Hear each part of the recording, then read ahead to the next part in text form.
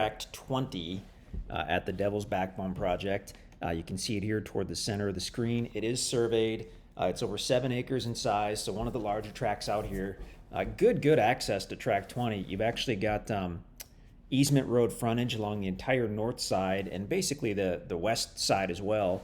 And then if we'll zoom out a little bit here, the green shaded areas are the Mark Twain National Forest. So you've got direct frontage along the entire east side for about 250 feet. And actually you're just a few feet from the National Forest to the northwest of the property as well. So we've got the easement road system, which is kind of shown as the purple line. And then this other little line, it's another easement, but it's more of a trail. And that kind of leads right to the National Forest. So you've got that literally directly kind of across the road, I guess, from the property. So you can set up your own private home or cabin or campsite on your own acreage.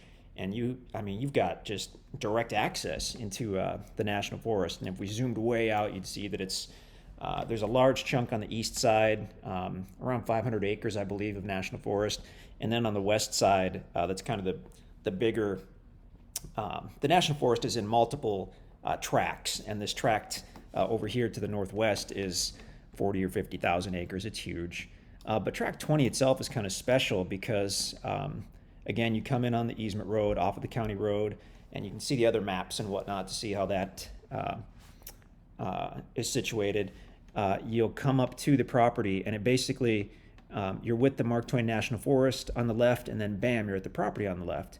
And so not only do you have all this easement road frontage, but there's also a trail which comes in right at the northeast side of the property and goes down into the property as well. What that actually is, when the Devil's Backbone was all one large tract and was just used for hunting for generations, they had taken a bulldozer at some point and gone around the entire exterior of the property, just to make it easy for them to see their boundaries and to get around the property.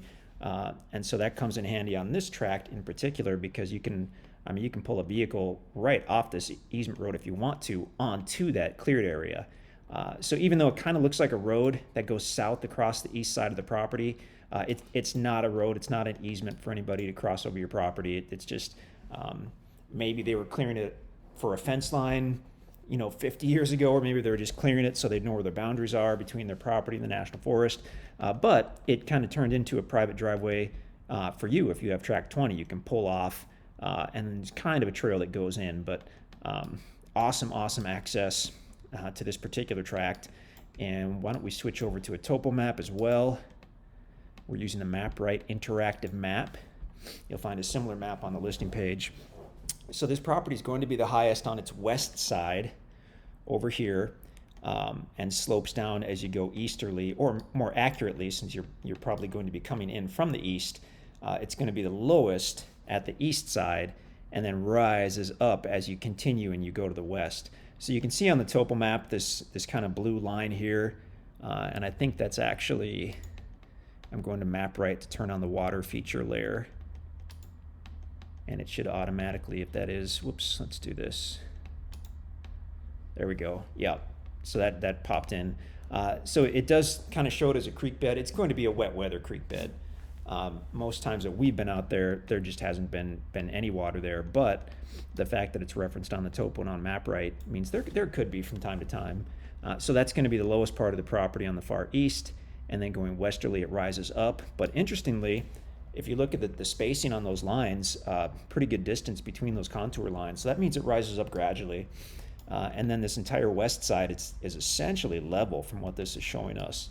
So very usable property. Obviously, you'll have setback distances from the easement road on any tracks out here, but you'll still have more than enough area to build a large house or a cabin or whatnot on this property.